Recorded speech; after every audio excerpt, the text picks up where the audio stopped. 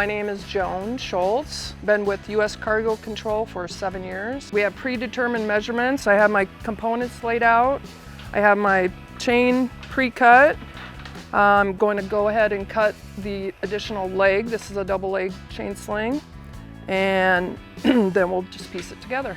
Our chain slings are made in Urbana, Iowa with grade 100 chain from KWB. The grade 100 chain is 25% greater working load limit than grade 80. So we print all of the tags in-house of specs according to what the sling that we're making. And that gets attached up at the oblong.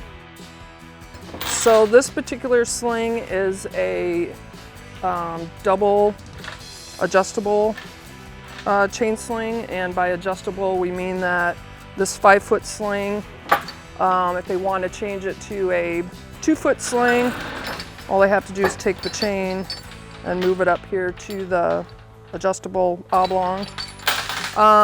This is a 2-leg. We also assemble single legs, triple legs, and quad legs.